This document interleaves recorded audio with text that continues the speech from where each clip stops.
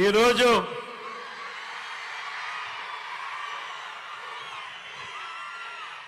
మన విజయవాడను చూస్తా ఉంటే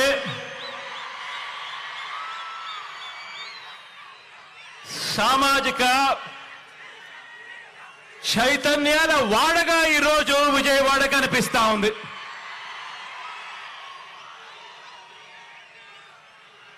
భారతరత్న బాబాసాహెబ్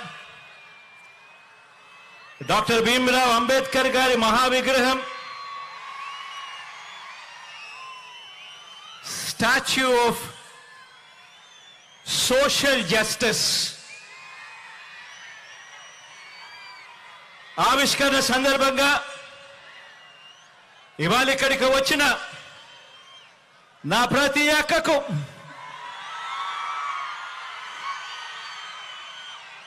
నా ప్రతి చెల్లెమ్మకు,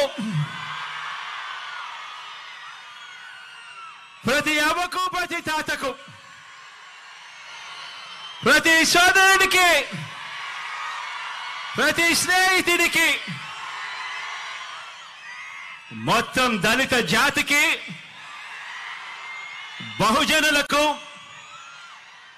రాజ్యాంగాన్ని, ప్రజాస్వామ్యాన్ని ప్రేమించే ప్రతి గుండెకు ఈరోజు మీ జగన్ అభినందనలు తెలియజేస్తా ఉన్నాడు ఈ వేదికపై నుంచి.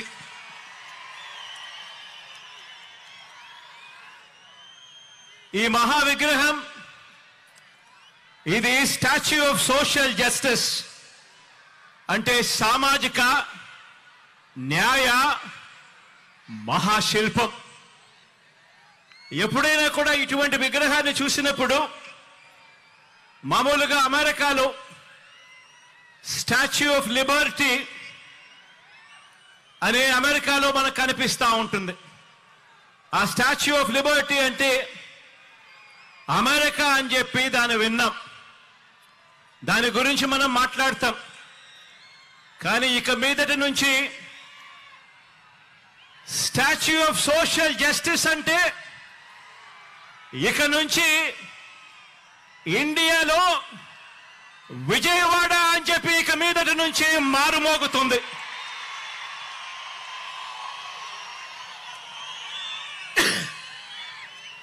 ఈ విగ్రహం మనందరి ప్రభుత్వం ఈ 56 నెలల్లో అడుగడుగునా కూడా అనుసరించిన సామాజిక న్యాయానికి నిలువెత్తు నిదర్శనం. ఈ విగ్రహం ఇక్కడే విజయవాడలో ఎప్పుడు కనిపిస్తూ ఉంటుంది. ఆశ్చర్యం ఏమిటో తెలుసా? అంబేద్కర్ గారు జన్మించి 133 సంవత్సరాల తరువాత కూడా, అంబేద్కర్ గారు మరణించిన 68 సంవత్సరాల తరువాత కూడా ఈ విగ్రహాన్ని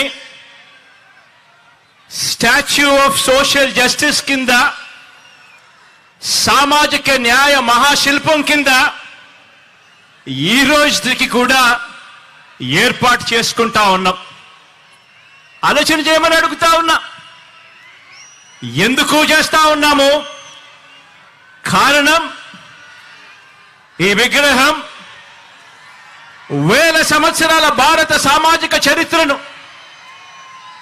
వేల సంవత్సరాల భారత సామాజిక చరిత్రను, ఆర్థిక చరిత్రను, మహిళా చరిత్రను మార్చిన ఓ సంఘ సంస్కర్త, ఓ మరణం లేని మహనీయుడి విగ్రహం ఈ విజయవాడలో ఈరోజు ఆవిష్కారం అవుతా ఉంది. బాబాసాహెబ్ మన భావాల్లో ఎప్పుడూ కూడా బ్రతికే ఉంటాడు. ఎప్పటికీ కూడా మన అడుగుల్లోనూ, మన బ్రతుకుల్లోనూ, మన భావాల్లోనూ ఆయన ఎప్పటికీ కూడా కనిపిస్తూనే ఉంటాడు. ఈ దేశంలో పెత్తందారితనం మీద, అంటరానితనం మీద, కుల అహంకార వ్యవస్థల దుర్మార్గుల మీద, ఆ దుర్మార్గాల మీద అక్క చెల్లెమ్మలపై వివక్ష మీద పోరాటాలకు నిరంతరం స్ఫూర్తి ఇస్తూనే ఉంటాడు ఆ మహామనిషి. విజయవాడలో, అది కూడా స్వాతంత్ర సమర చరిత్ర ఉన్న మన స్వరాజ్య మైదానంలో, అది కూడా 75వ రిపబ్లిక్ డేకు సరిగ్గా వారం రోజుల ముందర మనం ఆవిష్కరిస్తా ఉన్న ఈ అంబేద్కర్ గారి మహాసుగ్రహం, మహాశిల్పం. ఈ విగ్రహం కూడా నేను చెప్తా ఉన్నాను, ఈ విగ్రహం చూసినప్పుడల్లా కూడా ఈ విగ్రహం పేదల హక్కులకు, మహిళల హక్కులకు, మానవ హక్కులకు, ప్రాథమిక హక్కులకు, సమానత్వ ఉద్యమాలకు, రాజ్యాంగ హక్కులకు నిరంతరం కూడా ఈ విగ్రహం స్ఫూర్తి ఇస్తూనే ఉంటుంది అని చెప్పి కూడా ఈ సందర్భంగా తెలియజేస్తా ఉన్నా. ఈరోజు ఒకసారి గమనించినట్టయితే ఆయన అంటరానితనం మీద, ఆధిపత్య భావజాలం మీద ఓ తిరుగుబాటుగా ఆయనను ఎప్పుడు చూసినా కూడా, ఆయన విగ్రహాన్ని ఎప్పుడు జ్ఞాపకం చేసుకున్నా కూడా మనకు కనిపిస్తూనే ఉంటాడు. ఈరోజు ఆయన సమసమాజ భావాలకు నిలువెత్తు రూపంగా కూడా ఎప్పుడూ కూడా మనందరికీ కూడా ఆయన గురించి ఆలోచన చేసినప్పుడల్లా కూడా మనందరికీ కూడా కనిపిస్తూనే ఉంటాడు. ఆయన రాజ్యాంగ హక్కుల ద్వారా, రాజ్యాంగ న్యాయాల ద్వారా నిరంతరం కూడా మనల్ని కాపాడే ఒక మహాశక్తిగా ఆయన మనందరికీ కూడా స్ఫూర్తినిస్తూనే ఉంటాడు.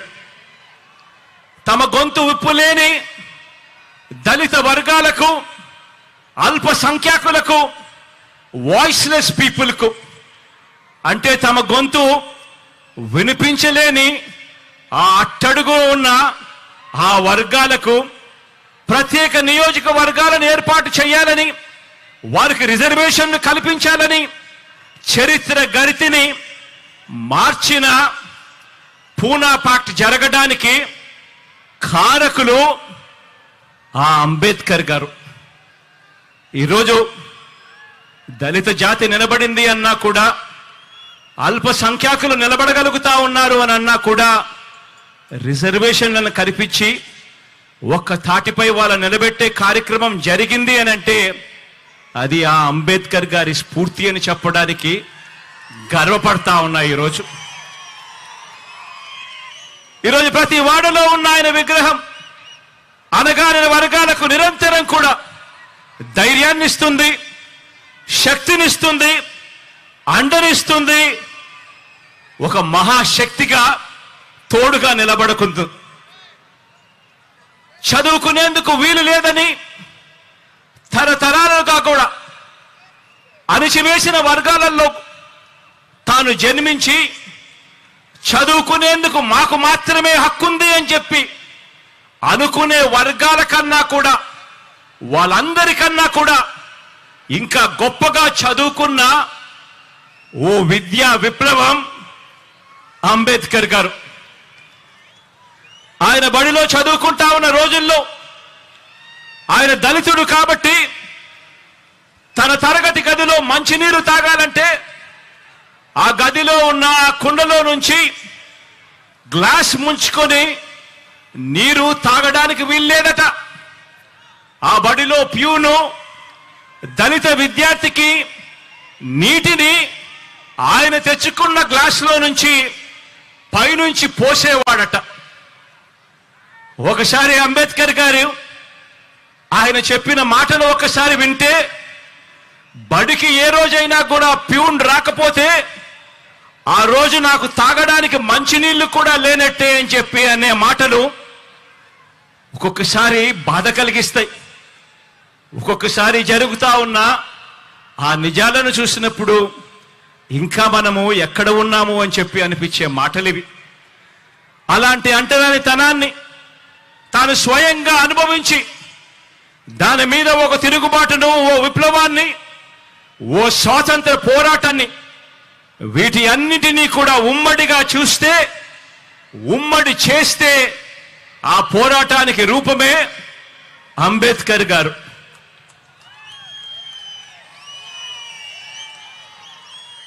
అటువంటి పరిస్థితులు స్వతంత్రం వచ్చిన తర్వాత కూడా 77 సంవత్సరాల తర్వాత కూడా వేరు వేరు రూపాల్లో ఇవాళటికి ఉన్నాయి. అంటరానితనం రూపం మార్చుకుంది అంతే. ఆలోచన చేయమని అడుగుతా ఉన్నా. అంటరానితనం అంటే కేవలం ఫలానా వ్యక్తుల్ని కేవలం భౌతికంగా ముట్టుకోకూడదు, దూరం పెట్టడం మాత్రమే అంటరానితనం కాదు. అంటరానితనం అంటే పేదలు ఏ బడిలో చదువుకుంటున్నారో ఆ గవర్నమెంట్ బడిని పాడు పెట్టడం కూడా రూపం మార్చుకున్న అంటరానితనమే అని చెప్పి నేను ఈ సందర్భంగా తెలియజేస్తా ఉన్నాను. డబ్బులున్న పిల్లలకు, డబ్బులున్న వారి పిల్లలకు ఒక మీడియం, పేద పిల్లలకు మరో మీడియం అని వివక్ష పాటించి పేద పిల్లలు తెలుగు మీడియంలోనే చదవాలని, వారు ఇంగ్లీష్ మీడియంలో చదవరాదని బరి తెగించి వాదించడం కూడా రూపం మార్చుకున్న అంటరానితనమే. ఈరోజు కూడా ఈ అహంకారులు, ఈ పెత్తందారులు తమ పత్రికలో రాశారు. ఈరోజు పొద్దున్నే కూడా పత్రిక చదివా. అంబేద్కర్ గారు తెలుగు మీడియం మాత్రమే ఉండాలని అన్నాడట. నిజంగా ఈ పెత్తందారుల పిల్లలు, ఈ పెత్తందారుల మనవళ్ళు మాత్రం ఇంగ్లీష్ మీడియంలోనే చదువుతారట. నిజంగా ఇలా మాటలు చూస్తే నిజంగా ఒక నిజం చెప్పకూడదు, అబద్ధాలు ఏ స్థాయిలో చెప్తా ఉన్నారు అని చెప్పి చూస్తే నిజంగా గుండెకు బాధ అనిపిస్తుంది. వాస్తవం ఏమిటి అని అంటే, నిజమేమిటో అంటే, అంబేద్కర్ గారు చదువుకున్నది ఇంగ్లీష్ మీడియంలో. ఆయన పిల్లవాడిగా 4వ తరగతి ఇంగ్లీష్ మీడియంలో 4వ తరగతి ఆయన పాస్ అయినప్పుడు ఆయన బంధుమిత్రులంతా కూడా పండగ చేసుకున్నారట. కానీ ఈ పెత్తందారుల పత్రిక, ఆ ఈనాడు పత్రిక, కానీ ఆ పత్రిక ముసుగులో తాము పాటించే ఈ అంటరానితనాన్ని, అబద్ధాలతో అందమైన మేకప్ వేయాలనుకున్న ఇలాంటి దుర్మార్గులు, ఇలాంటి నీచులు మన దళితులకు, మన బహుజనులకు వ్యతిరేకులు, చివరికి చరిత్ర కూడా ఇలాంటి వాళ్ళు వక్రీకరిస్తూ రాతలు రాస్తా ఉన్నారు అని అంటే ఏ స్థాయికి నిజంగా పాత్రికేయం పడిపోయింది అని చెప్పి ఆలోచన చేయమని కోరుతా ఉన్నా. ఈరోజు పేద కులాల వారు ఎప్పటికీ కూడా తమ పొలాలలో పనివారుగానే ఉండిపోవాలట. పేద కులాల వారు ఎప్పటికీ కూడా తమ ఇళ్లల్లో పనివారుగానే ఉండిపోవాలట.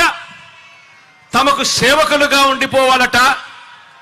చిన్న చిన్న వృత్తులు, చిన్న చిన్న వ్యాపారాలు మాత్రమే వాళ్ళు చేసుకోవాలట. తమ అవసరాలు తీర్చే వారిగా మాత్రమే వాళ్ళు మిగిలిపోవాలట. ఇలాంటి ఆలోచనలు కూడా రూపం మార్చుకున్న అంటరానితనమే. పేదలు ఏ హాస్పిటల్లోకి వైద్యం చేయించుకుంటున్నారో ఆ గవర్నమెంట్ హాస్పిటళ్లలో ఎక్కడైతే పేదలకు ఉచితంగా వైద్యం అందుతా ఉందో అటువంటి హాస్పిటల్ కూడా నీరుగార్చడం, పేదలు ఏ బస్సుల్లో అయితే ఎక్కుతున్నారో ఆ ఆర్టీసీని కూడా ప్రైవేట్కు అమ్మేయాలని అనుకోవడం, ఇవన్నీ కూడా రూపం మార్చుకున్న అంటరానితనమే. ఏ పౌర సేవ కావాలన్నా కూడా, ఏ పథకం పేదవాడికి కావాలన్నా కూడా ఆ పేదలు లంచాలిచ్చుకుంటూ వివక్షకు లోనవుతూ కార్యాలయాల చుట్టూ తిరుగుతూ జన్మభూమి కమిటీల చుట్టూ తిరిగేలా వారి సహనాన్ని పరీక్షించడం కూడా రూపం మార్చుకున్న అంటరానితనమే. అవ్వ తాతలకు పెన్షన్ కావాలన్నా, రైతన్నలకు ఎరువులు కావాలన్నా పొద్దున్నే లేచి పొడువాటి లైన్లలో ఆ క్యూలల్లో నిలబడి చివరికి ఆ క్యూలలోనే మనుషులు చనిపోతున్నా కూడా పాలకుల గుండె కరక్కపోవడం కూడా ఇవన్నీ కూడా రూపం మార్చుకున్న అంటరానితనమే. ఈ అంటరానితనంలో పేదల మీద పెత్తందారి భావజాలంలో ఇవన్నీ కూడా భాగాలే. ఎస్సీల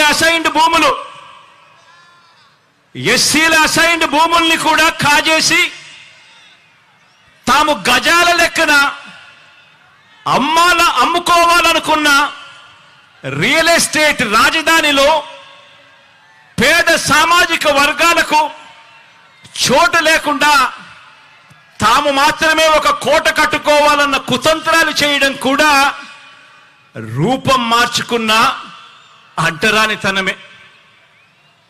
రూపం మార్చుకున్న ఈ అంటరానితనం అంటే పేదల ఇళ్ల నిర్మాణానికి భూములు ఇస్తే సామాజిక సమతౌల్యం దెబ్బతింటుంది అని చెప్పి ఏకంగా కోర్టులకు వెళ్ళి ఆ కోర్టుల్లో కేసులు వేసి సిగ్గు లేకుండా వాదించడం కూడా రూపం మార్చుకున్న అంటరానితనమే.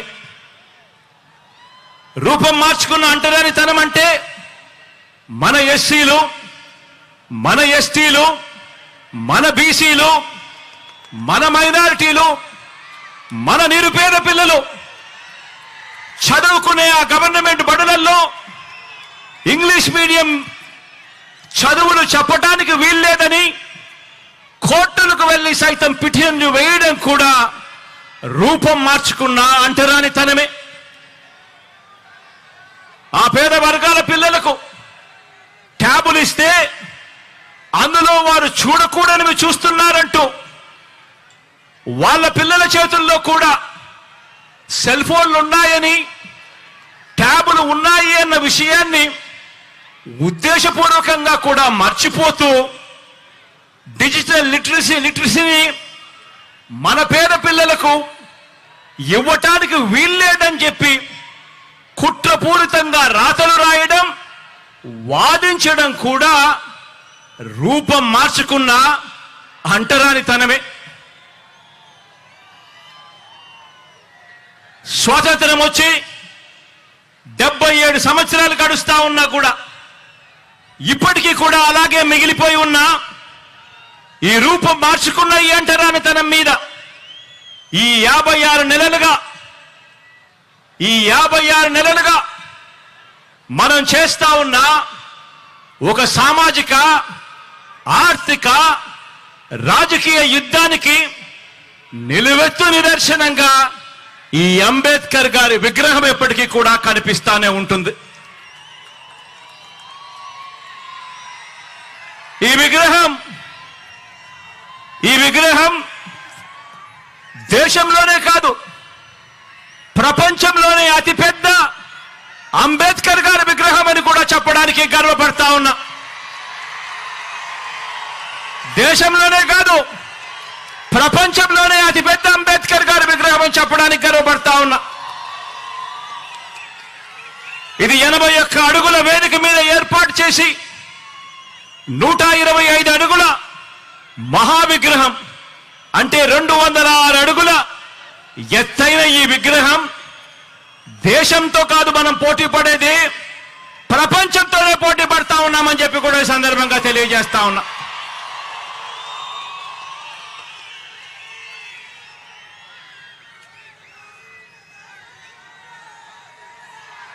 తరతరాలు కూడా ఈ ఆకాశమంతటి మహానుభావుడి, ఈ ఆకాశమంతటి వ్యక్తిత్వాన్ని గుర్తు చేసుకోవాలి.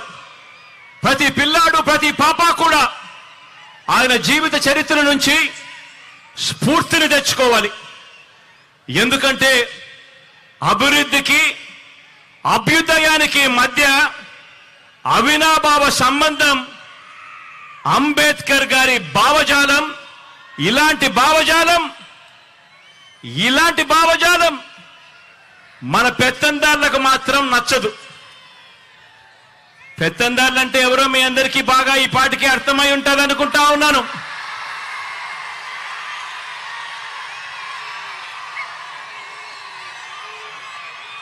ఇలాంటి అంబేద్కర్ గారి భావజాలం ఈ పెత్తందారులకు మాత్రం అస్సలు నచ్చదు.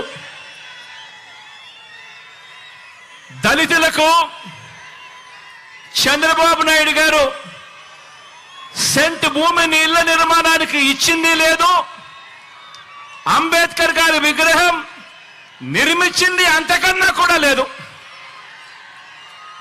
ఎందుకంటే చంద్రబాబు గారి రక్తంలోనే ఎస్సీ, ఎస్టీ, బీసీ మైనారిటీల మీద ఏ కోశానా కూడా ఏనాడు కూడా ఈ మనిషికి ప్రేమే లేదు. ఎస్సీలో పుట్టాలని ఎవరైనా అనుకుంటారా అని ఒక ముఖ్యమంత్రి స్థానంలో ఉన్న వ్యక్తి నోరు పారేసుకుంటే గ్రామాలలో ఆ ఎస్సీలు ఎలా బ్రతకగలుగుతారు అని చెప్పి కనీసం ఆలోచన కూడా చేయకుండా నోట్లో నుంచి అంత చులకనగా మాట్లాడే స్వభావం. బీసీల తోకలు కత్తిరిస్తా ఖబర్దార్ అన్న వ్యక్తి, పేద సామాజిక వర్గాలంటే గిట్టని ఈ వ్యక్తి మన మాదిరిగా ఈ పేద అక్క చెల్లెమ్మలు బాగుండాలి, ఈ పేద కుటుంబాలు బాగుండాలి అని ఏకంగా 31 లక్షల ఇళ్ల పట్టాలు రాష్ట్రంలో ఎప్పుడు జరగని విధంగా, దేశంలో కూడా ఎప్పుడు చూడని విధంగా ఏకంగా 31 లక్షల ఇళ్ల పట్టాలు, అందులో 22 లక్షల ఇళ్ల నిర్మాణం చేయాలని ఆ పెద్ద మనిషికి ఎందుకు అనిపిస్తుంది? పెత్తందారి పార్టీలకు, ఈ పెత్తందారి నాయకులకు చదువుకునే మన పేద పిల్లలకు ఒక అమ్మఒడి ఇవ్వాలని, ఓ విద్యా దీవెన ఇవ్వాలని, ఓ వసతి దీవెన ఇవ్వాలని, ఓ గోరు ముద్ద ఇవ్వాలని, ఓ విద్యా కానుక ఇవ్వాలని, ఓ ట్యాబులు ఇవ్వాలని, ఓ ఇంగ్లీష్ మీడియంలో చదువులు చెప్పించాలని, బైలింగ్వల్ టెక్స్ట్ బుక్స్ ఇవ్వాలని, మన గవర్నమెంట్ బడులలో మన క్లాస్ రూమ్లలో డిజిటైజేషన్ జరగాలి అని, ఐఎఫ్పీలను ఏర్పాటు చేయాలని, నాడు నేడుతో మన చదువులు మన బడులు రూపురేఖలు మార్చాలి అని ఇటువంటి పెత్తందారి నాయకులకు కానీ, ఇటువంటి పెత్తందారి పార్టీలకు కానీ ఎందుకు అనిపిస్తుంది అని ఒక్కసారి ఆలోచన చేయమని అడుగుతా ఉన్నా. పెత్తందారి పార్టీలకు, పెత్తందారి నాయకులకు మన అక్క చెల్లెమ్మలకు ఒక దిశ యాప్ తేవాలని, మన అక్క చెల్లెమ్మలకు ఒక అమ్మఒడి ఇవ్వాలని, మన అక్క చెల్లెమ్మలకు ఒక ఆసరా ఇవ్వాలని, మన అక్క చెల్లెమ్మలకు ఒక 0 వడ్డీ తేవాలని, ఒక 0 వడ్డీ ఇవ్వాలని, ఒక చేయూత ఇవ్వాలని, అక్క చెల్లెమ్మల పేరిట 31 లక్షల ఇళ్ల పట్టాలు ఇవ్వాలని, అందులో 22 లక్షల ఇళ్ల నిర్మాణం పూర్తి చేసి కట్టించి ఇచ్చి ఆ అక్క చెల్లెమ్మల ముఖాలలో చిరునవ్వులు చూడాలని ఆ పెత్తందారి పార్టీలకు, ఆ పెత్తందారి నాయకులకు ఎందుకు అనిపిస్తుంది అని ఒక్కసారి ఆలోచన చేయమని అడుగుతా ఉన్నా. పెత్తందారి పార్టీలకు, ఆ పెత్తందారి నాయకులకు మన రైతన్నలకు పగటిపూట 9 గంటల పాటు ఉచిత విద్యుత్ ఇవ్వాలని, ఒక రైతు భరోసాతో రైతన్నను ఆదుకోవాలని, వారిని చేయి పట్టుకొని నడిపించే ఒక ఆర్బీకే వ్యవస్థను వాళ్ళ ముందరే పెట్టాలి అని చెప్పి ఎందుకు అనిపిస్తుంది అని చెప్పి ఒక్కసారి ఆలోచన చేయమని కోరుతా ఉన్నా. పెత్తందారి పార్టీలకు, పెత్తందారి నాయకులకు, పేదలకు వైద్యం ఆరోగ్యం పట్ల వారికి ఒక మెరుగైన ఆరోగ్యశ్రీ పథకం రావాలని, ఇవ్వాలని, ఓ ఆరోగ్య ఆసరాతో ఆదుకోవాలని, ఓ 104 ఒక 108 ఫోన్ కొడితే చాలు కుయ్ కుయ్ కుయ్ అంటూ ఆ పేదవాడి ముంగిటికి వచ్చి ఆ పేదవాడికి అండగా నిలబడే పరిస్థితి రావాలని, గ్రామ స్థాయిలోనే ఓ విలేజ్ క్లినిక్ రావాలని, ఓ ఫ్యామిలీ డాక్టర్ కాన్సెప్ట్ తీసుకొని రావాలి అని, హాస్పిటల్లన్నీ కూడా రూపురేఖలు మారాలని, ఆ హాస్పిటల్లో పేదవాడు వైద్యం కోసం వెళితే ఏకంగా 53,000 మంది డాక్టర్లను, నర్సులను హాస్పిటల్లో రిక్రూట్ చెయ్యాలి అని ఎందుకు అనిపిస్తుంది అని చెప్పి ఆలోచన చేయమని కోరుతా ఉన్నా. ఆ పెత్తందారి పార్టీలకు, ఆ పెత్తందారి నాయకులకు గ్రామ స్థాయిలోనే ఒక లంచాలు లేని వ్యవస్థను తేవాలని, గ్రామ స్థాయిలోనే ఓ వివక్ష లేని వ్యవస్థను తీసుకొని రావాలని, గ్రామ స్థాయిలోనే ఓ వాలంటీర్ వ్యవస్థ తీసుకొని రావాలని, గ్రామ స్థాయిలోనే ఓ సచివాలయాలు, వార్డు సచివాలయాలు, గ్రామ సచివాలయాలు తేవాలని, ఓ వివక్ష లేని, ఓ లంచాలు లేని వ్యవస్థ ప్రతి పేదవాడికి కూడా అందుబాటులోకి ఉండాలి, తేవాలి అని ఆ పెత్తందారి నాయకులకు, ఆ పెత్తందారి పార్టీలకు ఎందుకు అనిపిస్తుంది అని చెప్పి ఆలోచన చేయమని కోరుతా ఉన్నా మీ అందరికీ కూడా. ఈ పెత్తందారి పార్టీలకు, ఈ పెత్తందారి నాయకులకు నామినేటెడ్ పోస్టుల్లోనూ, నామినేషన్ మీద ఇచ్చే కాంట్రాక్టుల్లోనూ 50% నా ఎస్సీ, నా ఎస్టీ, నా బీసీ, నా మైనారిటీ అంటూ వాళ్లకు 50% పదవులు వాళ్ళకే ఇవ్వాలని, ఇచ్చేట్టుగా ఏకంగా చట్టం తీసుకొని రావాలి అని వాళ్ళకు ఎందుకు అనిపిస్తుంది అని ఆలోచన చేయమని అడుగుతా ఉన్నా. మంత్రి మండలిలో, మీ బిడ్డ మంత్రి మండలిలో ఏకంగా 4 డిప్యూటీ సీఎం పదవులు నా నా నా అంటూ నా ఎస్సీలకు, నా ఎస్టీలకు, నా బీసీలకు, నా మైనారిటీలకు మనమిస్తే మంత్రి మండలిలో ఏకంగా 68% మంత్రి పదవులు నా నా నా అంటూ నా ఎస్సీలకు, నా ఎస్టీలకు, నా బీసీలకు, నా మైనారిటీలకు మనమిస్తే సామాజిక పరంగా, రాజకీయ పదవుల్లో దేశ చరిత్రలో ఎప్పుడు చూడని విధంగా ఈ 56 నెలల్లో అడుగులు పడ్డాయి. ఏకకాలంలో శాసనసభ స్పీకర్గా ఒక బీసీ, ఏకకాలంలో శాసనసభ మండలి చైర్మన్ గా ఒక ఎస్సీ, శాసనసభ శాసన మండలి డిప్యూటీ చైర్పర్సన్ గా ఒక మైనారిటీ అక్కకు పెద్ద పీట వేసిన ఏకైక ప్రభుత్వం మీ బిడ్డ ప్రభుత్వం అని కూడా చెప్పడానికి గర్వపడతా ఉన్నా. మనందరి ప్రభుత్వం వచ్చాక రాజ్యసభకు 8 మందిని పంపిస్తే అందులో 4 నా వాళ్ళు అనుకుంటా ఉన్నా, నా ఎస్సీ, ఎస్టీ, బీసీ, మైనారిటీ వర్గాల వారు అని చెప్పడానికి గర్వపడతా ఉన్నా. మన పార్టీ మండలిలో 43 మంది సభ్యులు మన పార్టీలో ఉంటే అందులో 43 మందిలో 29 మంది నా నా నా నేను పిలుచుకుంటా ఉన్నా, నా ఎస్సీ, నా ఎస్టీ, నా బీసీ, నా మైనారిటీ, నా అన్నదమ్ములే, నా అక్క చెల్లెమ్ములేని గర్వంగా కూడా తెలియజేస్తా ఉన్నా. రాష్ట్రంలో 13 జడ్పీ చైర్మన్ పదవులుంటే, రాష్ట్రంలో 13 జడ్పీ చైర్మన్ పదవులుంటే అందులో 9 నా నా నా నా నేను పిలుచుకుంటా ఉన్నా, నా ఎస్సీ, నా ఎస్టీ, నా బీసీ, నా మైనారిటీ, నా అన్నదమ్ములే, నా అక్క చెల్లెమ్ములే అని చెప్పడానికి గర్వపడతా ఉన్నా.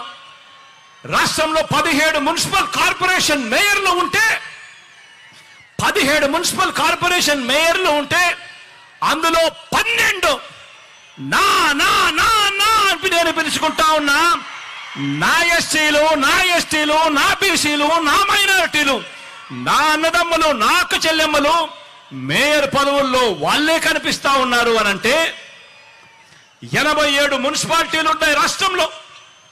అందులో 84 మీ బిడ్డ, మీ అందరి ఆశీస్సులు దేవుడు దయతో గెలిచాడు.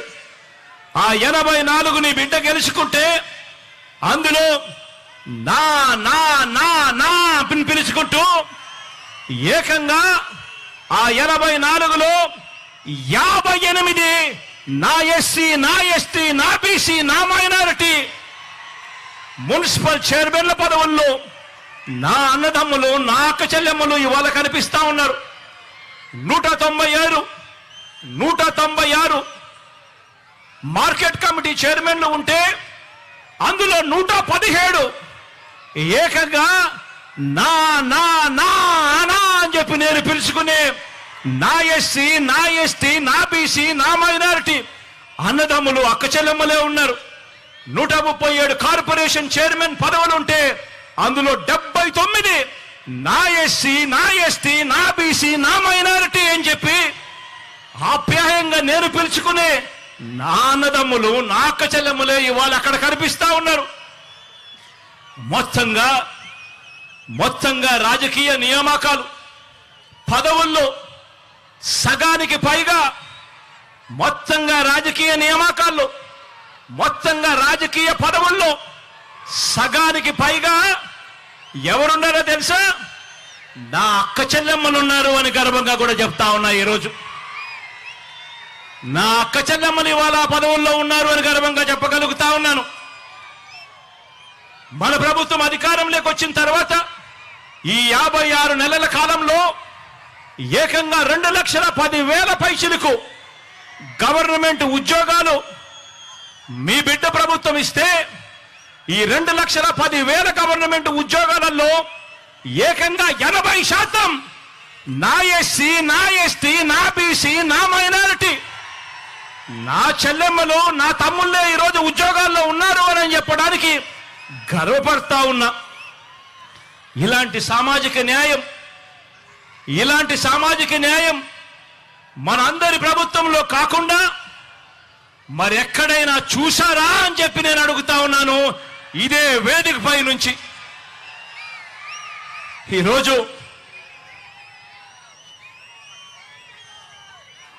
ఈ పెత్తందారి పార్టీలకు, ఈ పెత్తందారి నాయకులకు నా ఎస్సీలు, నా ఎస్టీలు, నా బీసీలు, నా మైనారిటీలు వారి కోసం నవరత్నాల పాలన అందించాలని కడుపులో ఉన్న బిడ్డ దగ్గర నుంచి పండు ముసలి అవ్వాతాత వరకు అందరి పట్ల ప్రేమ, మమకారం చూపాలని వీళ్ళకి ఏ రోజైనా అనిపించిందా అని చెప్పి నేను అడుగుతా ఉన్నా.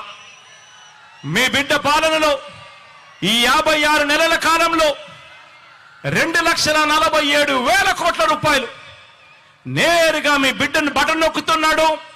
నా అక్క చెల్లెమ్మల కుటుంబాల ఖాతాల్లోకి నేరుగా డబ్బులు పోతా ఉన్నాయి. ఎక్కడా లంచాలు లేవు, ఎక్కడా వివక్ష లేదు. మరి రాష్ట్రాన్ని దోచుకునేందుకు మాత్రమే రాష్ట్రంలో పదవులు కావాలి అని చెప్పి ఆకాంక్షిస్తా ఉన్న ఈ పెత్తందారి పార్టీలకు, ఈ పెత్తందారి నాయకులకు ఏ రోజైనా కూడా ఇలాంటి వాళ్లకు ఇలా బటన్ నొక్కడం, ఇలా బటన్ నొక్కితే 2,47,000 కోట్లు పేద అక్క చెల్లెమ్మలకు పోయే పరిస్థితి ఉంటుంది, ఇలాంటి కార్యక్రమం చేయగలుగుతాము అని చెప్పి ఏ రోజైనా అనిపించిందా అని చెప్పి ఒక్కసారి ఆలోచన చేయమని కోరుతా ఉన్నా.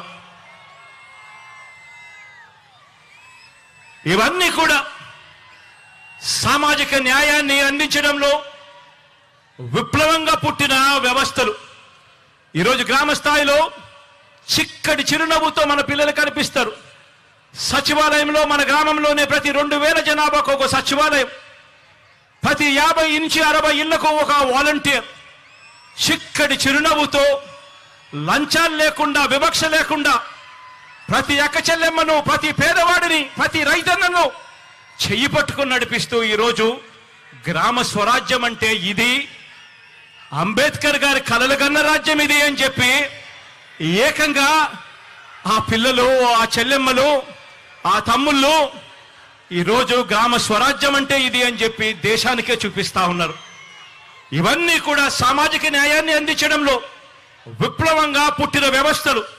కాబట్టే మనం ఆచరించిన విధానాలకు ప్రతీకగా ఈ సామాజిక న్యాయ మహాశిల్పం అనే దాన్ని ఈరోజు మనం నిర్మించుకున్నాం. ఈరోజు మనం ఆవిష్కరణ కూడా చేస్తా ఉన్నాము అని ఇవాళ గర్వంగా చెప్తా ఉన్నాను.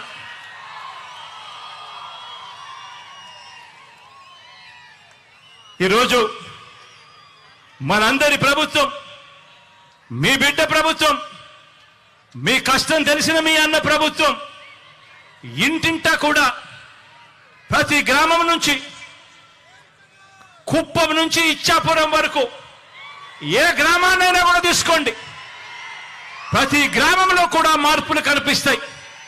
ప్రతి గ్రామంలో కూడా ఇంటింటా కూడా ఒక చదువుల విప్లవం కనిపిస్తుంది. ప్రతి గ్రామంలో కూడా ఇంటింటా కూడా ఒక మహిళా సాధికారత విప్లవం కనిపిస్తుంది. ప్రతి గ్రామంలో పరిపాలన సంస్కరణలు కనిపిస్తాయి. ప్రతి గ్రామంలోనూ ఒక వ్యవసాయ విప్లవం కనిపిస్తుంది. ప్రతి గ్రామంలోనూ కూడా పారిశ్రామిక మౌలిక సదుపాయాల విప్లవం కల్పించేట్టుగా దిశగా ఆ జిల్లాలో ఎప్పుడూ చూడని విధంగా ఈరోజు అభివృద్ధి కనిపిస్తా ఉంది. వైద్య ఆరోగ్య రంగంలో ఎప్పుడూ కూడా ఊహించని విధంగా గ్రామ స్థాయిలోనే మార్పు చెందిన మరో విప్లవం మన పిల్లలకు అక్కడే కనిపిస్తా ఉంది. కడతా ఉన్న డిజిటల్ లైబ్రరీలు కనిపిస్తా ఉన్నాయి. ప్రతి అంశంలోనూ కూడా పేదల అభివృద్ధికి, పేదల అభ్యున్నతికి తీసుకుంటా ఉన్న ప్రతి ఒక్క నిర్ణయానికి కూడా దేవుడు దయ, ప్రజలందరి చల్లని దీవెనలు కలకాలం ఉండాలని చెప్పి ఆ మహానుభావుడి విగ్రహాన్ని ఆవిష్కరించే కార్యక్రమంలోకి ఇక్కడ నుంచి అందరం కూడా బయలుదేరి ఎక్కడికి పోదాము అని చెప్పి కూడా ఈ సందర్భంగా తెలియజేస్తా ఉన్నాను.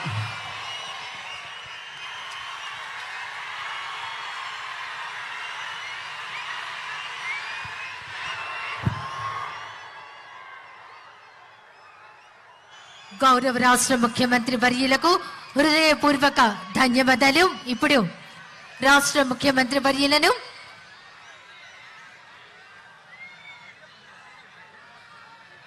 జిల్లా యంత్రాంగం, అధికార ప్రతినిధులు సత్కరిస్తున్నారు. డాక్టర్ బిఆర్ అంబేద్కర్ గారి చిత్రపటాన్ని అందిస్తూ సత్కరిస్తున్నారు. అందరికీ నమస్కారం. ఈనాటి సామాజిక సమతా సంకల్ప సభ కార్యక్రమానికి ముఖ్య అతిథిగా విచ్చేసి ఈ అశేష ప్రజానికానికి ఒక గొప్ప మెసేజ్ ఇచ్చినటువంటి మన రాష్ట్ర ముఖ్యమంత్రి వర్యులు జగన్మోహన్ రెడ్డి గారికి ప్రత్యేకమైనటువంటి ధన్యవాదాలు. మరియు ఇతర ప్రజాప్రతినిధులందరికీ పేరు పేరున ప్రత్యేకమైనటువంటి ధన్యవాదాలు. అదేవిధంగా ముఖ్యంగా ఈ కార్యక్రమాన్ని వెన్నంటి నడిపి మన విజయసాయిరెడ్డి గారు, శ్రీనివాసరావు గారు, ఇతర అందరికీ కూడా అధికారులకి, అనధికారులకి, ప్రతి ఒక్కరికి పేరు పేరునైనటువంటి నమస్కారాలు. ఈ 26 జిల్లాల నుండి వచ్చినటువంటి ఈ 1,50,000 అశేష ప్రజానీకానికి ముఖ్యంగా అయినటువంటిది ప్రత్యేకమైనటువంటి అభినందనలు మరియు ధన్యవాదాలు. ఇది కేవలం 125 ఫీట్ స్టాచ్యూ కాదు. దీన్ని ఒక విద్యార్థి చూస్తే ఆ విద్యార్థి అనేటువంటిది దాంట్లో ఆ వ్యక్తి ఆ